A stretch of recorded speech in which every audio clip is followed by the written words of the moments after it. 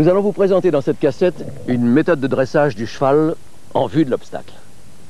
Mais au préalable, il nous faut parler de cette base fondamentale sur laquelle reposera tout notre travail à venir. Et cette base s'appelle la légèreté.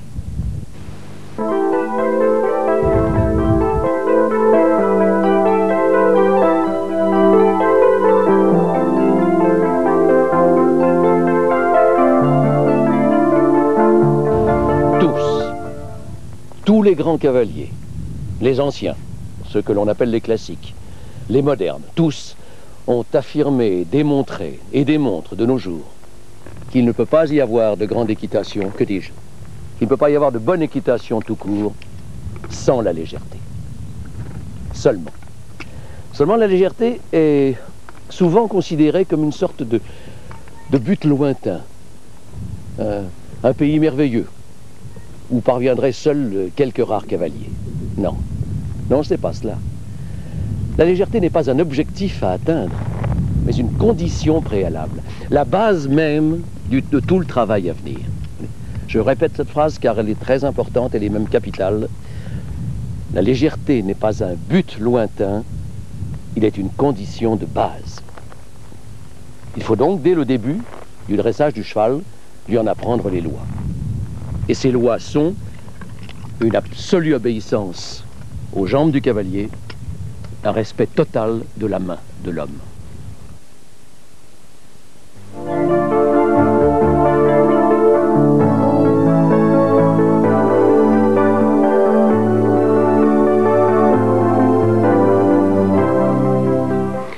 La légèreté à la jambe est enfantine à obtenir, à condition que le cavalier ne tolère jamais, je répète, jamais, une mollesse dans la réaction du cheval au rapprochement de la jambe. Pour cela, si le cheval ne répond pas, ou mal, ne pas insister avec des actions plus fortes, mais recommencer avec une petite punition à la cravache, voilà. Et cela, mais alors autant de fois que nécessaire. Et peu à peu, la réaction à la jambe deviendra pour le cheval un réflexe conditionné. Par contre, chaque fois que le cheval répond comme il doit répondre à l'action de la jambe, immédiatement, approbation à la voix et caresse.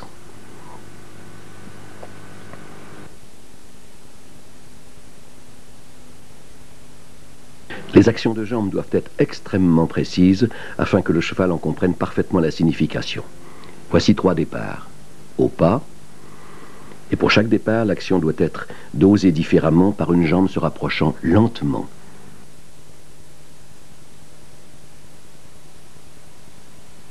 Départ au trot. Voici. Et maintenant, départ au galop. Seule la jambe gauche agit puisqu'il s'agit d'un départ sur le pied droit.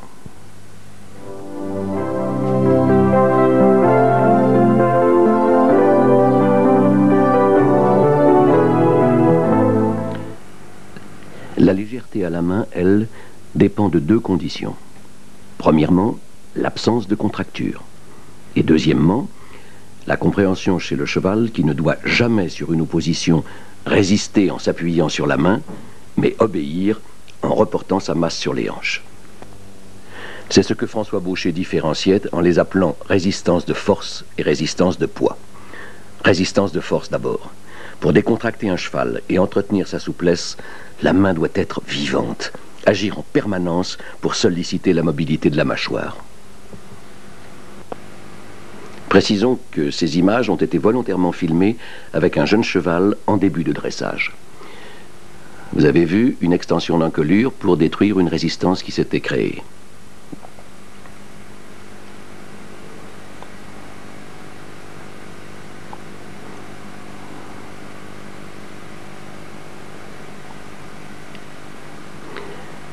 Les mains doivent travailler avec une extrême légèreté afin que le cheval s'habitue à jouer avec son mors.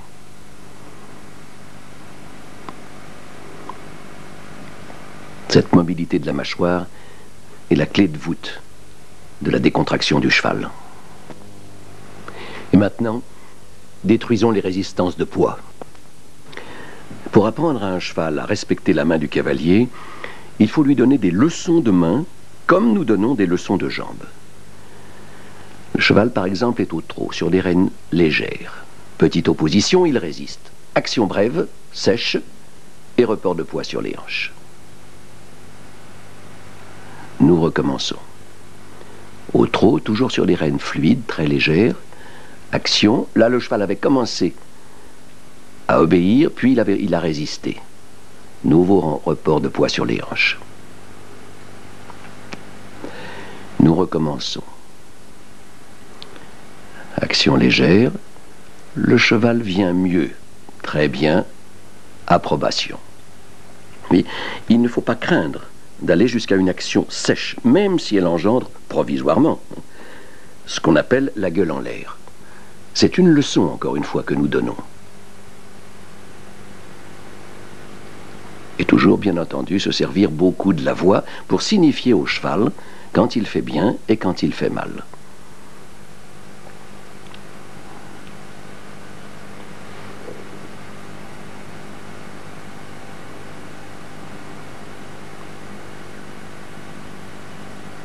Voilà, petite sanction.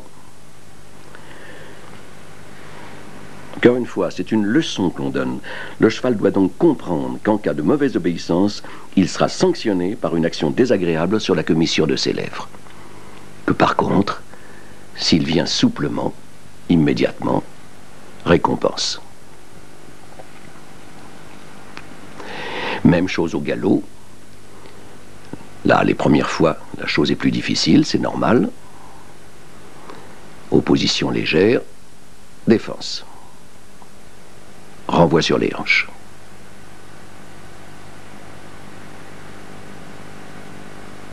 Attention, il ne faut pas tirer, ce sont des actions brèves, sèches, punitives. Il ne s'agit pas de tirer et de donner une tension sur les rênes.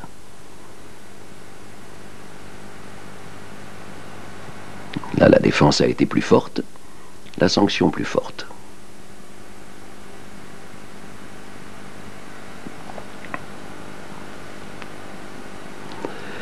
Au bout de 4 ou 5 fois, le cheval commence à comprendre que dès qu'il y a une opposition légère, il doit reporter du poids sur ses hanches et ralentir, bien entendu. Les premières fois, l'arrêt est lent, et nous irons jusqu'à des arrêts rapides, bien entendu, par la suite. Quand le cheval commence à comprendre ce respect qu'il doit avoir de la main de l'homme, que cette barrière est infranchissable, alors nous allons en même temps travailler en décontraction, c'est-à-dire, par exemple, au trot, demander des ralentissements et des arrêts, soit en laissant le cheval dans son placé naturel, avec un chanfrein à 45 degrés, soit en lui demandant la cession de sa nuque. Voici par exemple, en même temps, action décontractive pour que la nuque cède. Maintenant, autre arrêt, car il faut alterner la chose. Autre ralentissement, autre arrêt, cette fois par une simple opposition sans action décontractive pour que le cheval reste dans son placé naturel.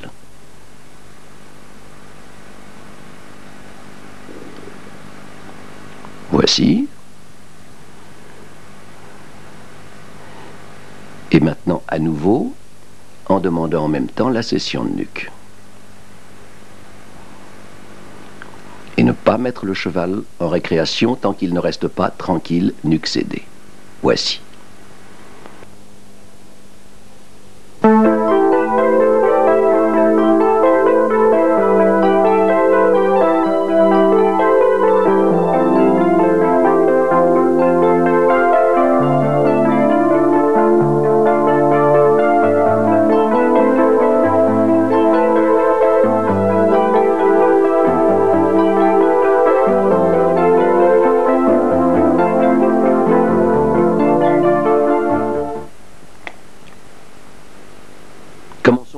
Du cheval.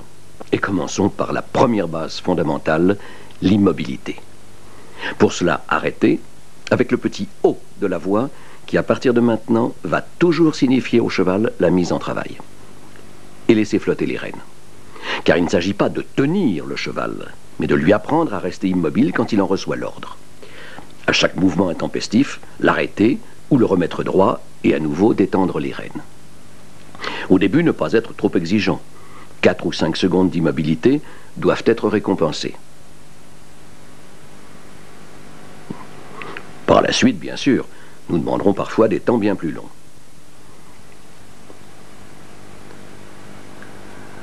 Là, très bien, le cheval est resté parfaitement immobile. Récréation, et nous allons encore recommencer. Voyez-vous, l'importance de l'immobilité est double. En premier, c'est le début de l'esprit de soumission, et en deuxième, c'est un calmant. Le physique influe fatalement sur le moral, et les temps d'immobilité détruisent peu à peu le nervosisme. Bien sûr, non seulement le cheval ne doit pas bouger, mais également, il doit rester droit, ne pas regarder à droite ou à gauche. Non.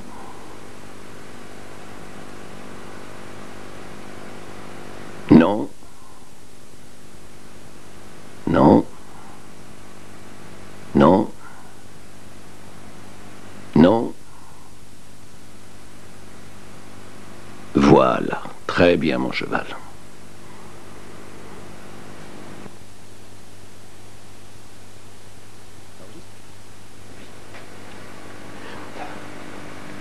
Autre point capital sur lequel il faut immédiatement et toujours par la suite être intransigeant, la rectitude. En travaillant, prendre toujours un point de repère devant soi, qui seul permet de se rendre compte si le cheval est vraiment droit. Et vous verrez ainsi qu'au début, il est tout le temps nécessaire de déplacer rapidement le couloir des rênes pour habituer peu à peu le cheval à bien garder toujours ses épaules devant ses hanches. Attention, attention à ce point. Trop de cavaliers ont l'habitude de se déplacer sur de vagues courbes au cours desquelles il est difficile de sentir la parfaite rectitude d'un cheval.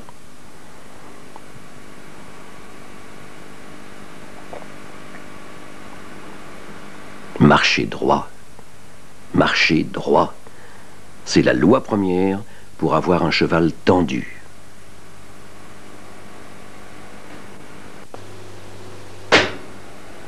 Autre chose. Regardez ce cheval, il se traîne. Réveillons-le. Là. Exigez toujours un cheval qui marche énergiquement. Car comment travailler si le moteur ne pousse pas? Ne tolérez jamais la mollesse des allures. Elles peuvent être lentes, mais toujours énergiques. Maintenant, travail rêne flottante. Voyez, nous appelons ainsi des rênes totalement détendues. Et là, il s'agit d'apprendre au cheval qu'une fois mis dans une allure, il n'a pas le droit d'en changer, ni en ralentissant, ni, le cas le plus fréquent, en accélérant en raison d'un report de poids sur les épaules. Pour cela, le mettre dans une allure, au trot d'abord, au galop ensuite, et détendre complètement les rênes. Le cheval allonge, immédiatement, action sur la commissure de ses lèvres, alors plus ou moins sèche selon les cas, pour remettre le cheval dans son allure initiale, et à nouveau détendre les rênes. Et cela autant de fois qu'il sera nécessaire, jusqu'à ce que le cheval comprenne qu'il n'a pas le droit, lui, de changer l'allure dans laquelle son cavalier l'a mis. Les objectifs de ce travail. Eh bien d'abord, continuer de donner au cheval un esprit de soumission envers la loi de son cavalier. Et deuxièmement, s'assurer d'une base absolument nécessaire, car comment, par la suite, travailler sérieusement avec un cheval cherchant en permanence à accélérer son allure? Vous voyez, c'est une illustration de l'enseignement de François Baucher, se faire comprendre et laisser faire. Ainsi, avoir un cheval qui obéit aux ordres, oui, mais en totale liberté musculaire.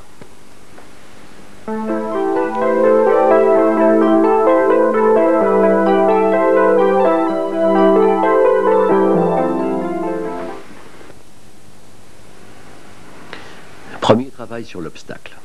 D'abord, le calme et la continuation du travail en liberté musculaire, mais cependant aux ordres. Premièrement, habituer le cheval à venir vers l'obstacle tranquillement, calmement, et l'arrêter à la voix. Voilà. Bien. Cela au trot et au galop.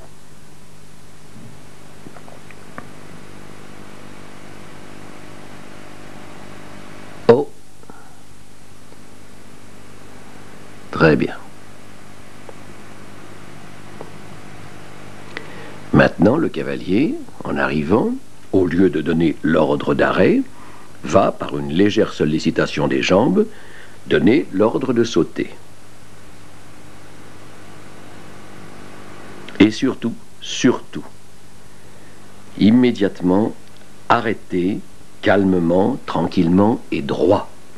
Le saut a été un certain travail, il faut immédiatement en marquer la fin. Même chose au galop.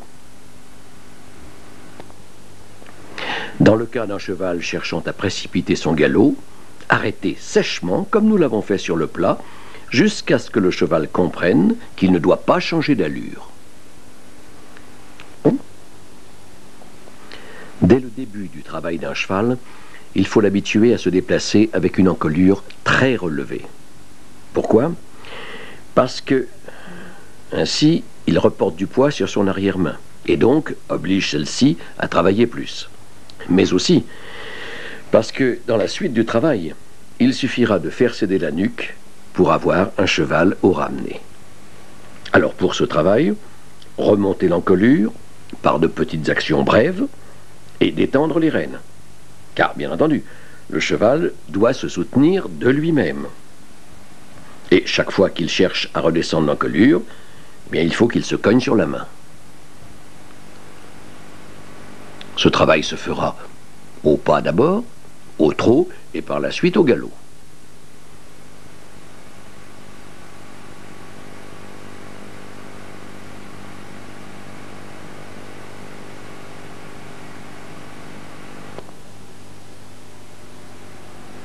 Ce travail a ce prolongement sur l'obstacle. Même chose, faire sauter au trot en obligeant le cheval à rester, à aborder l'obstacle sur une encolure très haute. On le laisse faire, bien sûr, dans les deux ou trois derniers mètres. Même chose au galop. Ainsi, le cheval, en s'habituant à prendre ces obstacles avec une encolure très relevée, donc avec plus de poids sur les hanches, est préparé pour le travail ultérieur.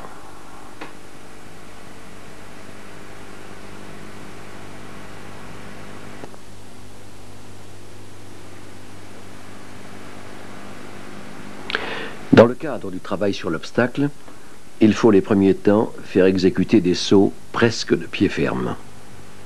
Objectif, le calme, la tranquillité et aussi l'obligation pour le cheval de monter ses épaules. Et vous s'arrêtez à environ 4 mètres, immobilité bien marquée, en avant, on saute, arrêt, tout de suite après. Éventuellement, aller jusqu'à l'obstacle, immobilité, reculer de 3-4 mètres, marquer de nouveau l'immobilité et sauter. Et toujours arrêter droit. Autre travail, franchissement d'une combinaison. Tenez, voici un cheval qui n'en avait jamais vu auparavant. Vous voyez son hésitation? Voilà, mon vieux, très bien. Quel est l'objectif de ce travail? D'abord, habituer les chevaux à franchir des combinaisons, à ne pas s'inquiéter devant une ligne d'obstacle. Et ensuite, il y a un travail de gymnastique. Voici le deuxième passage de ce cheval. Et vous voyez, là, il a une petite tendance, au contraire, à reporter du poids sur ses épaules, à se précipiter un petit peu. Dans ce cas, on va l'arrêter à l'intérieur des combinaisons, comme nous l'avons expliqué dans la cassette audio, de façon à ce qu'il franchisse comme ce cheval-ci en restant équilibré.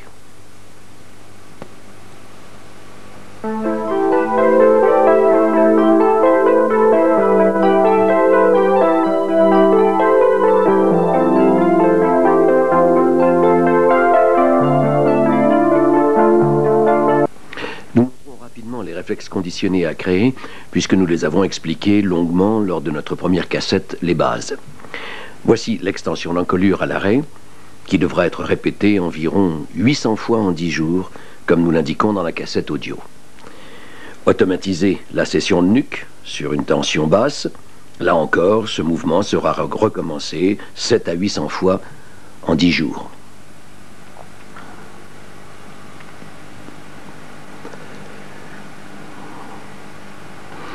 Et les flexions latérales pour entretenir la décontraction de la base de l'encolure et de la nuque, mais avec un cheval marchant parfaitement droit.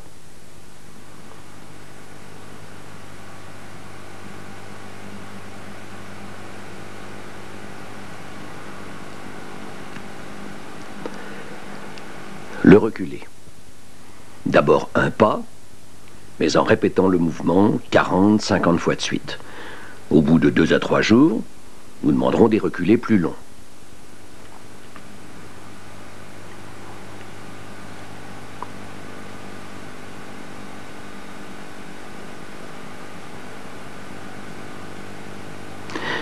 Rappelons bien que le reculé ne se demande pas par une tension de rêne, mais uniquement par l'action des jambes, la main se contentant d'opposer une barrière à toute velléité de mouvement en avant.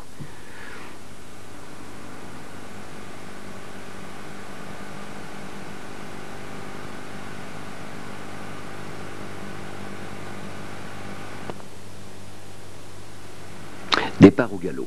Si le cheval a été mis aux jambes, comme nous l'avons montré dans la cassette Les Bases, il part au galop de pied ferme.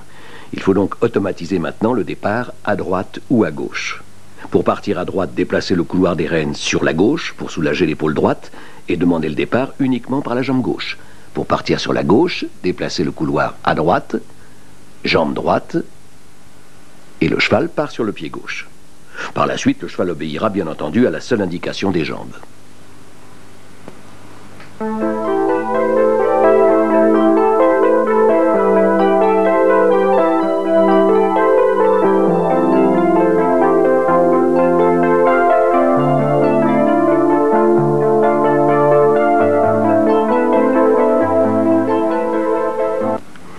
Nous allons maintenant travailler notre cheval sous 2 aspects différents. L'un concerne les exercices destinés à décontracter et muscler, c'est donc un travail de gymnastique répétitive, d'ordre uniquement physique, et l'autre aura trait au dressage proprement dit, et donc s'adressera en premier au mental du cheval. Alors voici un mouvement de simple gymnastique, le ploiement latéral. Tranquillement, attirer le bout du nez du cheval jusqu'à toucher le pied du cavalier, et effectuer ainsi une volte. Bien entendu, le mouvement doit être continu, afin que le cheval s'incurve sans chasser ses hanches à l'extérieur. Alors tous les matins, durant 2-3 minutes, faire ces exercices de ploiement latéral en les alternant avec des extensions d'encolure destinées, elles, à étirer toute la ligne dorsale. C'est une préparation avant de commencer le travail.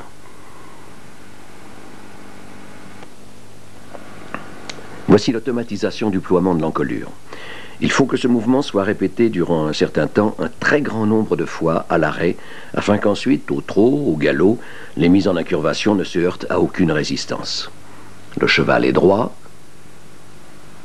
ploiement à 90 degrés, on le garde ainsi 3-4 secondes, revenir droit. Recommencer de l'autre côté. Quand le cheval est incurvé ainsi, la rêne intérieure ne doit pas être tendue, car une fois, il ne s'agit pas de le tenir, il doit rester. S'il veut se redresser, il va se cogner sur la main. Il doit, lui, rester en incurvation, sans aucune tension de rêne. Regardez comment il faut demander le mouvement. Non pas par une action de rêne directe vers l'arrière, qui engendrerait une résistance du cheval et une incompréhension. Il faut avancer la main, rêne courte, et jouer des angles, attirer le bout du nez vers l'extérieur. Ensuite, la main glisse sur la rêne et vient prendre sa place derrière le garrot. Ainsi, le cheval vient souplement, sans aucune contracture. Voyez-vous, c'est un mouvement semi-circulaire. Regardez-le de face, on voit très bien le mouvement semi-circulaire. Voici. Voici maintenant, pour mémoire, puisque nous l'avons longuement montré dans la cassette Les Bases, le report de poids sur l'épaule extérieure. Autrement dit, le principe de l'épaule en dedans. Travail capital, expliqué dans la cassette audio, car on ne peut rien faire de sérieux sur un cheval tant que l'on ne contrôle pas ses épaules. Au pas, au trot et au galop, bien sûr. Et maintenant, le travail en incurvation. Il s'agit là de muscler, C'est donc un travail répétitif. Il oblige le cheval à engager ses postérieurs, et si l'on veut faire de lui un véritable athlète, il faudra consacrer à ce travail chaque jour beaucoup de temps. Vous voyez, il doit se faire sur des rênes fluides, presque flottantes. Le cheval travaille toujours en décontraction, il travaille de lui-même. Travail au trot, et puis par la suite, travail au galop, étant bien entendu que le développement musculaire est beaucoup plus intense au galop.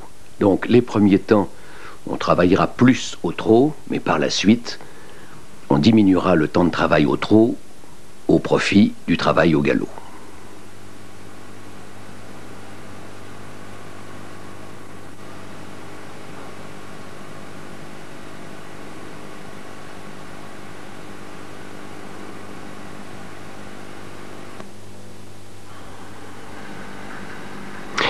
Enfin, la serpentine, dont le principal intérêt est d'automatiser les mises en incurvation et la désincurvation.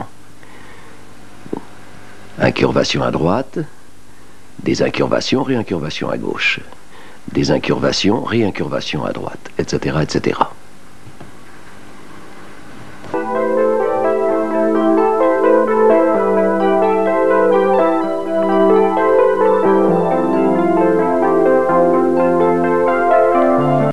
Pour tout le travail de mise en soumission du cheval, il est capital d'avoir une très grande fixité des aides, et notamment des aides supérieures.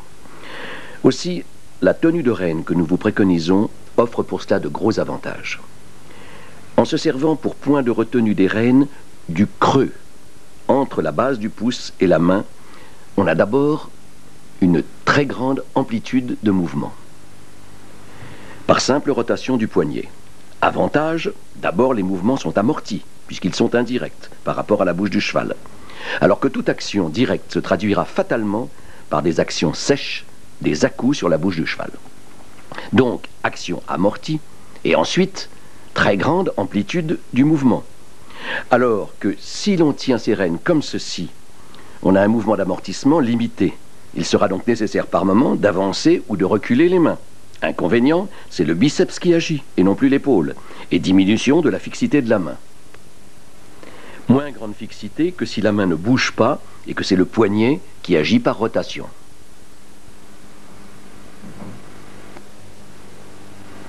Voici les mouvements d'avancer et de reculer indiqués par de simples rotations du poignet et des rotations extrêmement légères. Ajuster les rênes, bien entendu. Maintenant, ouverture de la main. Quand la jambe agira, le cheval se portera en avant. Jambe, le cheval avance. Rotation du poignet pour arrêter. Maintenant, rotation plus grande vers l'arrière. Quand la jambe agira, le cheval forcément se portera en arrière. Jambe, et le cheval recule. Ce mouvement-là n'est pas fait avec un cheval spécialement dressé. N'importe quel cheval, s'il sait reculer bien sûr, va répondre à ces simples indications. La barrière de la main ne peut être compréhensible pour le cheval que si elle est parfaitement fixe. Cette fixité est facilement obtenue si l'on ne bouge pas la main et que l'ouverture ou la fermeture de cette barrière provient d'une simple rotation du poignet. Voici ce que nous appelons des temps de travail de soumission. Car il ne faut pas oublier que, comme l'a dit le général de Carpentry, le principe de base de l'art équestre, c'est la soumission du cheval aux volontés de son cavalier. Cession de nuque, mobilité de la mâchoire, immobilité. Départ en avant. Arrêt. Immobilité.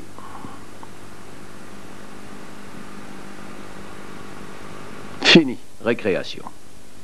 Autre temps de travail, le cheval est en récréation, arrêt, mise aux ordres. Le cavalier peut bouger sur son cheval, celui-ci ne doit pas réagir. Immobilité, en avant, arrêt, immobilité,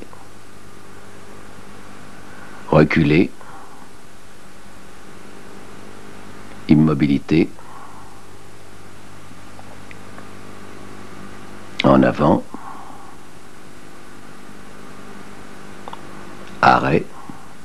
immobilité.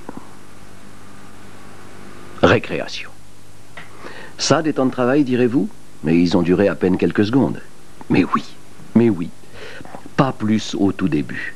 Être très strict quant à la précision des mouvements, mais pas exigeant sur la durée de l'attention demandée au cheval. Et je vais vous lire un texte. Ces moments de repos, répétés avec cette scrupuleuse attention, produisent des résultats qui surprendront le cavalier. La contraction musculaire cesse d'être en jeu, le cheval éprouve du bien-être, réfléchit et reprend son travail sans fatigue. La nouvelle contraction musculaire, utile à la locomotion, profite du relâchement qui s'est opéré pendant le repos et se prête plus facilement à l'harmonie des forces, partant à l'équilibre, je veux dire à la légèreté du cheval. De plus, par le calme de ce travail ainsi gradué, le cavalier grave dans l'intelligence du cheval l'idée de la supériorité morale de l'homme et assure ainsi sa domination sur sa monture, tout en lui rendant l'obéissance plus facile. Et ce texte est signé François Baucher. Que signifie-t-il? Que grâce à des temps de travail courts et aux moments d'immobilité observés entre chaque mouvement, premièrement, le cheval travaille dans le calme et la décontraction dont on aura impérativement besoin pour des mouvements plus difficiles. Deuxièmement, le cheval a le temps de réfléchir et donc de bien comprendre ce qui lui est demandé.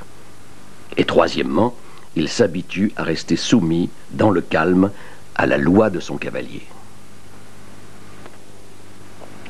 Bien entendu, peu à peu, ces temps de travail seront plus longs et les mouvements demandés variés.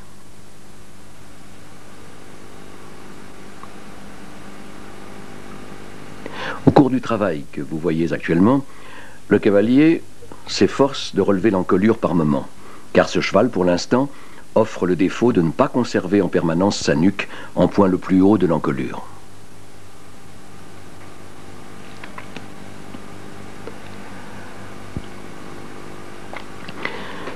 Les leçons de dressage, en raison de la suggestion qu'elles imposent au cheval, doivent être de courte durée.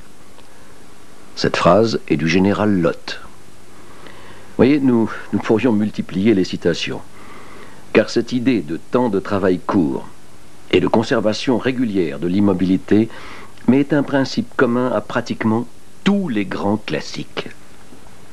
Alors il est curieux de constater qu'actuellement en France, si d'aucuns bien entendu appliquent ce principe, il n'est cependant pas du tout enseigné, et curieusement, par ceux-là même qui se réclament du classicisme.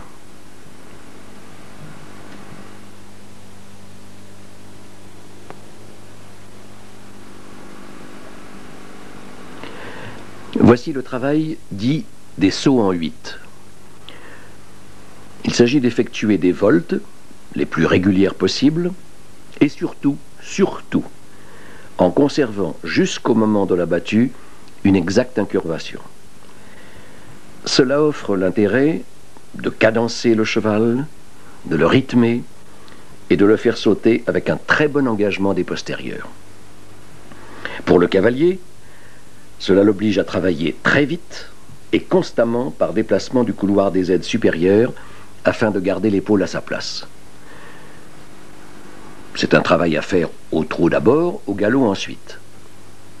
Et attention, il doit s'effectuer sur des rênes fluides, sans opposition, uniquement par déplacement latéral pour contrôler l'épaule, et simplement parfois par des actions brèves vers le haut de la rêne intérieure, surtout au galop, pour conserver le bon équilibrage du cheval.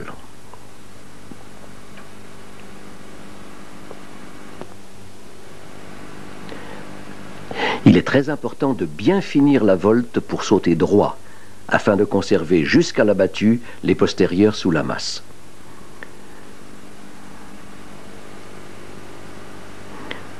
C'est un travail difficile, un peu fastidieux. Et aussi certains cavaliers le négligent, en raison de ces deux aspects.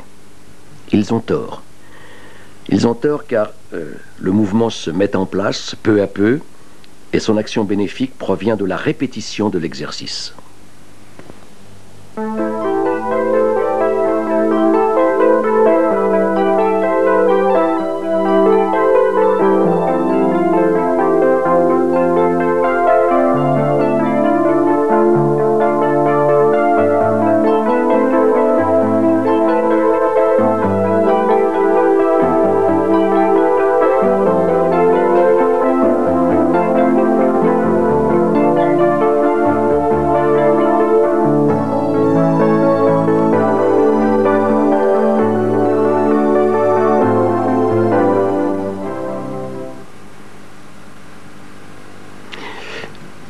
Nous allons vous montrer une des fautes les plus courantes. Le cheval qui, pour aller directement sur l'obstacle, reporte son poids sur l'épaule intérieure à la fin de la volte et donc diminue son engagement. Regardez. Voici. Voilà maintenant un autre saut bien réalisé avec contrôle de l'épaule jusqu'à la battue. Voici encore un autre saut à la fin duquel l'épaule va tomber. Autre avantage de ce travail, il apprend au cavalier à demander au-dessus de l'obstacle le pied de réception du cheval. Cela sera très utile au cours d'un parcours, le cavalier pouvant ainsi demander au cheval de se recevoir sur le pied correspondant avec la courbe à venir. Et cet exercice prépare également le saut en incurvation dont le cavalier a besoin en parcours pour tourner court avant un obstacle.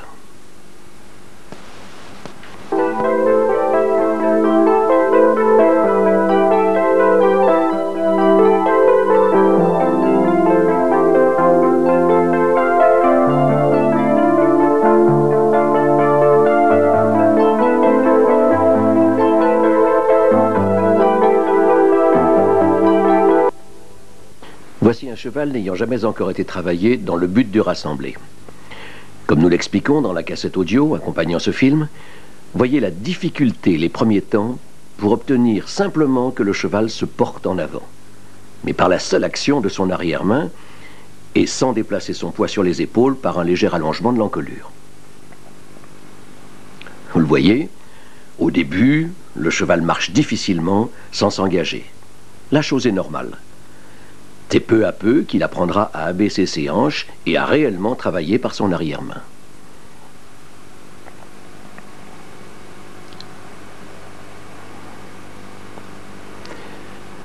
Voici un cheval travaillé selon la première méthode que nous avons décrite dans la cassette audio, c'est-à-dire en donnant la priorité au relèvement de l'encolure.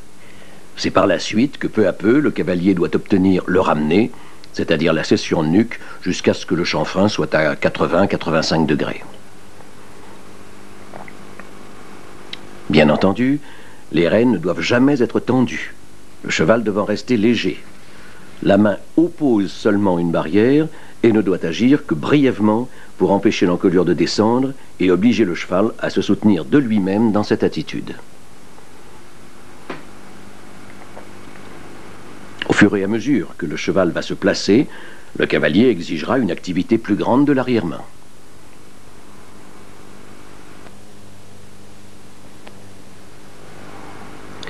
Maintenant, point très important à ce stade du travail, habituer le cheval à conserver un placé tel que sa nuque demeure le point le plus haut. Voici un placé défectueux.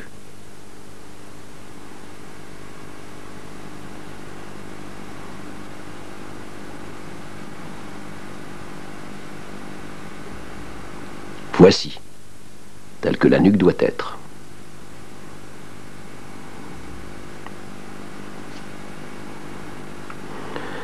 Nous avons expliqué dans la cassette audio l'importance de cette attitude et les conséquences pouvant résulter lorsque le point le plus haut est situé en arrière de la nuque.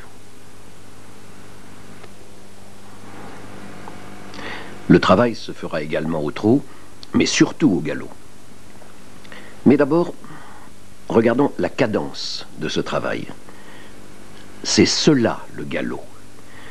Et nous insistons, car de très nombreux cavaliers ne galopent qu'à des allures moyennes, pour ne pas dire rapides. Nous serions tentés de dire qu'ils ne galopent pas. Non, ils se déplacent simplement dans une allure à 3 temps.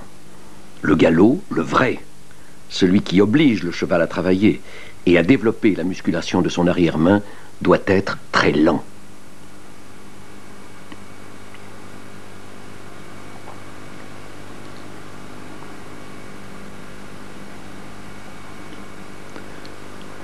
Tant que le cheval ne conserve pas de lui-même son placé, les mains doivent agir en permanence, très vite, par de petites touches, pour corriger ou maintenir la bonne attitude. Au galop également, il faut que la nuque demeure le point le plus haut. Voici un placé défectueux.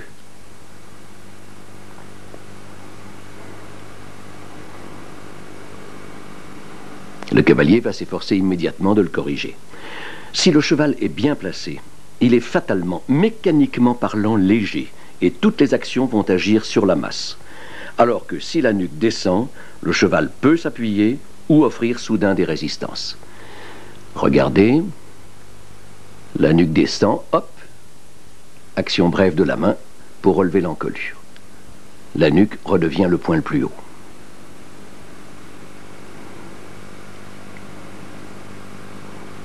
Peu à peu, le cheval prendra l'habitude de conserver en permanence cette attitude.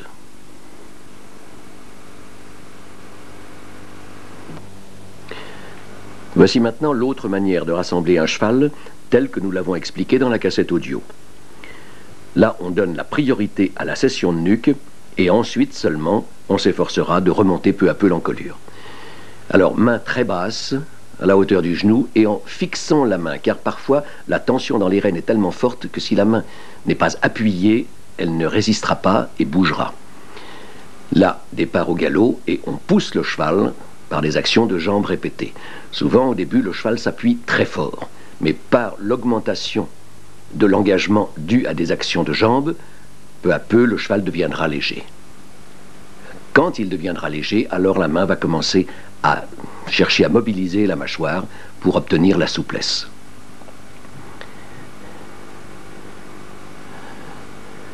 Si par hasard, au cours de ce travail, le cheval par moments cherche à trop s'appuyer, à trop reporter de poids sur ses épaules, ne pas hésiter à un arrêt sec, renvoyer sur les hanches. Et on va recommencer. Dans un deuxième stade, le cheval restant léger, alors le cavalier va commencer à remonter les mains pour petit à petit, doucement, lentement, remonter tout l'ensemble de l'encolure.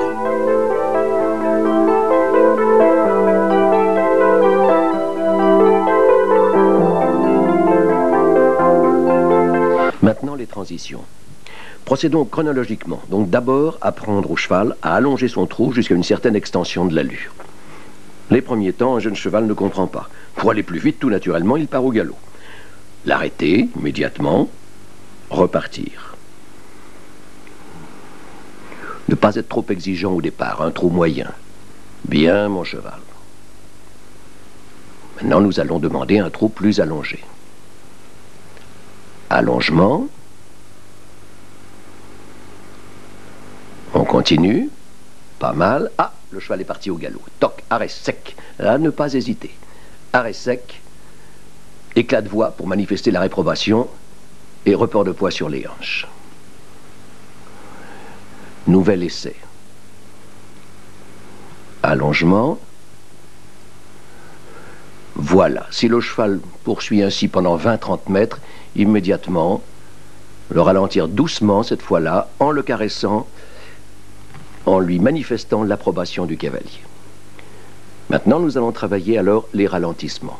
Le cheval est dans un trot moyen, voilà. L'opposition a été d'abord légère, il a résisté, arrêt sec, report de poids sur les hanches. Recommençons. Trot un peu allongé d'abord, ralentissement, le cheval est venu mais pas suffisamment. Nouveau, à la fin du mouvement, punition. Report net de la barrière en arrière et renvoi sur les hanches. Recommençons encore. Là, le cheval est venu mieux. Très bien. Le caresser, toujours pour lui faire comprendre peu à peu ce qu'on attend de lui. Allongement, ralentissement. Pas trop mal. Bien. Les premiers temps, chaque fois que le cheval revient à son petit trot de base, le récompenser. Là, vous avez vu la même chose. À la fin du mouvement, il a un peu résisté. Alors, arrêt pile, report sur les hanches. Et nous recommençons.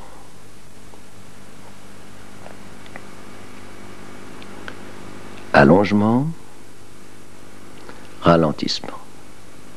Un peu mieux. Allongement, ralentissement. Toujours être très exigeant. Dès qu'il y a la moindre défense du cheval, le sanctionner.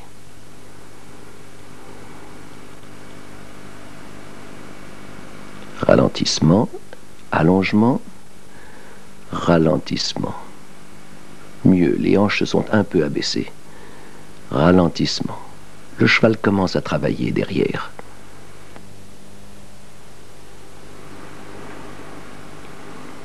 Plus le cheval commence à se cadencer, plus les exigences seront grandes et surtout le rythme des transitions plus rapide. Nous l'avons dit dans la cassette audio, le travail en transition est capital, puisqu'il s'agit tout de même de ce que l'on peut appeler l'accélérateur et le frein.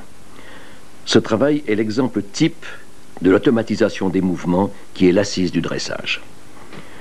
Une transition complète demande en moyenne 6 secondes. Si l'on consacre 12 minutes par jour, 12 minutes seulement, par exemple 4 temps de travail de 3 minutes chacun, à répéter ce mouvement, eh bien cela fera 120 fois par jour. Et si nous consacrons à ce travail ces 12 minutes durant seulement 20 jours, eh bien le cheval aura allongé et ralenti 2400 fois en 3 semaines. Comprenez ce que cela signifie, à la fois sur le plan des réflexes conditionnés et aussi sur celui du développement musculaire de l'arrière-main.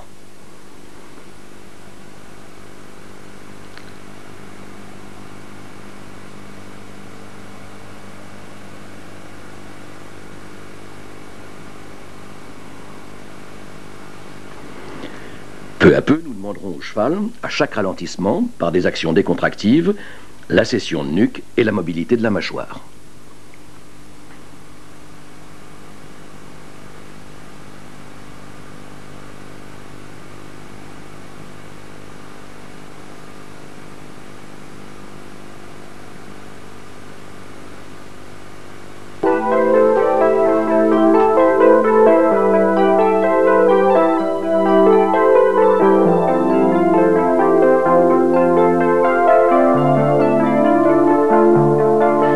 Saut en équilibrage constant. Objectif, que le cheval saute sans avoir reporté de poids sur ses épaules au cours de la dernière foulée précédant la battue. Il ne faut donc sauter que lorsque la battue se présente à un emplacement moyen un peu près. Elle arrive mal, oh, arrêtez. Calmement, tranquillement, reculez. Et nous recommençons. Rappelons que toutes les explications concernant ce saut et les raisons pour lesquelles il faut arrêter chaque fois que la battue se présente mal sont expliquées dans la cassette audio. Nouvelle arrivée, ça se présente mal, oh! Et on recommence. N'oublions pas que pour la bonne compréhension du cheval, il ne faut lui donner que des sauts correspondants à l'objectif du travail réalisé. Cette fois-ci, la battue est à sa bonne place et immédiatement, comme d'habitude, arrêt bien droit et récréation. Vous voyez, le cheval doit être dans un petit galop assez équilibré sur les hanches et dans la légèreté totale. Le cavalier contrôle cet équilibrage seulement par des actions brèves et très légères.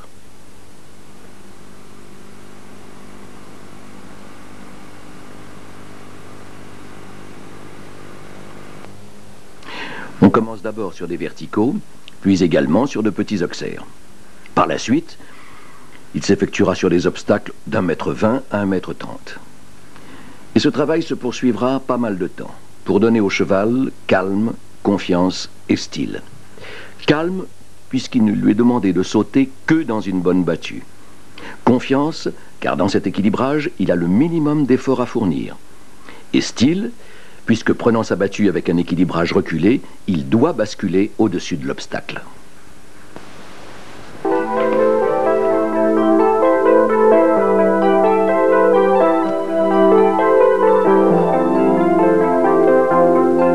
Maintenant, les cavaliers voulant sauter en non-intervention vont commencer à habituer le cheval à placer lui-même sa battue. Mais impérativement, il doit être amené à l'entrée de la zone d'abord dans un équilibrage lui donnant le contrôle de sa masse. Et pour cela, revenir régulièrement à des arrêts si le cheval prenait l'habitude de trop reporter de poids sur ses épaules lors de l'ouverture de la main. Revenir aussi souvent à des sauts trop, reines flottantes, toujours pour entretenir le calme. Et maintenant, saut en non-intervention. À une quinzaine de mètres, le cavalier ouvre franchement et laisse faire le cheval. Attention à cette ouverture de la main. Elle doit être souple mais franche. Regardez, voici. Regardez encore, voici. Évidemment, en non-intervention, le cheval n'arrivera pas toujours de la même manière et devra parfois faire des efforts supplémentaires pour compenser un emplacement de battue plus difficile. Voici des exemples. Un premier saut, arrivée moyenne. Un deuxième, arrivée plus longue. Un autre, plus près. Et deux autres, plus difficiles, où le cheval, pour monter ses antérieures, doit avoir la totale disponibilité de son encolure. Mais peu à peu d'ailleurs, il prendra l'habitude de se reprendre plus tôt pour mieux placer sa battue. En parcours, attention aux à-coups à la réception dus au mauvais réflexe de se rasseoir trop tôt. Maintenant, une réception où le cavalier reste en équilibre et le mouvement est souple. Autre saut où le cavalier se rasseyant trop tôt fait obligatoirement une faute de main. D'abord sauter en non-intervention des obstacles isolés et variés, et ensuite commencer de petits enchaînements. Maintenant, comme nous l'avons expliqué dans la cassette audio, de temps en temps, habituer le cheval à franchir des obstacles plus gros. Bien lui montrer d'abord des obstacles faciles, bien appelés, car il s'agit essentiellement de lui donner confiance dans ses moyens. Pour des obstacles plus gros, tout en laissant la liberté d'encolure à l'abord, ne pas laisser le cheval reporter trop de poids sur ses épaules. Voici maintenant plusieurs petits parcours ou débuts de parcours. Attention au train de base, qui est fondamental dans le saut en non-intervention. Là, le cheval est en dessous du train. Alors voyez. Il était arrivé sur une bonne battue, un peu longue, mais il a hésité à partir en raison du manque de train. Maintenant, autre problème capital, le contrôle de l'épaule. Regardez bien après l'obstacle suivant. Voilà. L'épaule tombe à l'intérieur, le cavalier est obligé de la rattraper, désengagement et conséquences sur les obstacles à venir. Attention aux attitudes du cavalier qui doivent s'adapter, comme nous l'avons longuement expliqué lors de la cassette précédente, en fonction de l'allure et d'éventuelles résistances du cheval. Ici, le cavalier est trop systématiquement assis et il en résulte très souvent un manque de train. Vous allez en voir une autre conséquence que tout à l'heure. Le cavalier, sentant trop tard qu'il manque de train, allonge soudain en rentrant dans la zone d'abord. Brusque report de poids sur les épaules, déséquilibre, et le cheval saute en difficulté. Autre inconvénient de l'attitude systématiquement assise, un manque de précision dans l'action des aides supérieures, donc des à-coups. Ici, ce n'est pas réellement le cas, car ce cheval est très calme, mais il n'en serait pas de même avec un cheval plus chaud. Voyez-vous, d'une façon générale, s'il faut très souvent revenir dans sa selle à l'abord de l'obstacle, mais tout en conservant une légère avancée du buste permettant, si besoin est, de reprendre immédiatement appui sur ses étriers, il faut, en général, être en équilibre entre les obstacles. Là, le cavalier est trop systématiquement installé en arrière. Et ceci sera d'autant plus vrai lorsque le problème du chronomètre obligera le cavalier à effectuer son parcours dans un train plus rapide.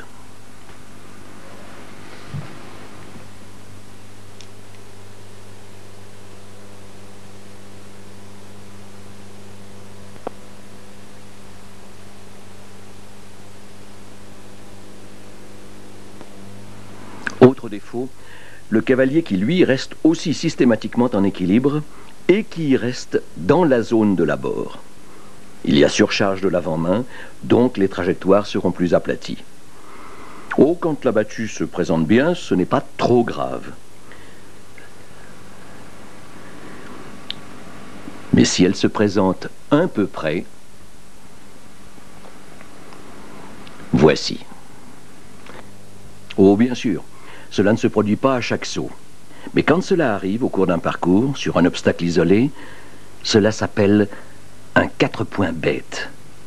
Dites-moi, avez-vous déjà entendu parler d'un sans faute bête, hein? Et pourtant cela existe. Et voici maintenant un parcours où le cavalier varie normalement son équilibre. Bien sûr, comme nous sommes en non-intervention, par moments le cheval viendra un peu trop près. Mais la chose est normale et inévitable. Mais rappelons-le, la non-intervention est uniquement au cours de la zone d'abord. Entre les obstacles, le cavalier doit en permanence entretenir la souplesse ou détruire d'éventuelles contractures. Et amener le cheval à l'entrée de la zone d'abord, dans le train voulu, en fonction de la hauteur et de la forme de l'obstacle, et, dans un équilibrage, donnant au cheval le contrôle de sa propre masse. Battue longue, battue moyenne,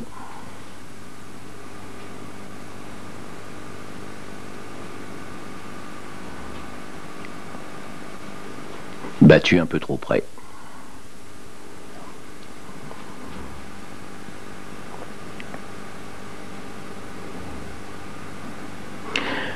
Regardez le tournant à venir. L'épaule va tomber. Le saut suivant sera bon car la battue s'est bien présentée. Mais il n'en aurait pas été de même en cas de mauvais abord. Et maintenant, revoici ce tournant en incurvant le cheval.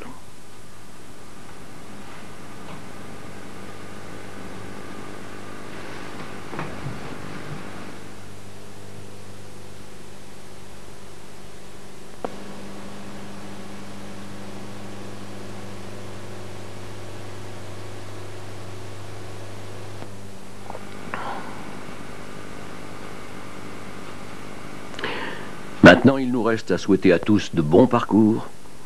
Mais il ne faut pas oublier, et d'ailleurs, c'est un des charmes de l'équitation d'obstacles, que tout près du Capitole, il y a parfois la roche tarpéienne. Mais heureusement, tout près de cette roche tarpéienne, il y a également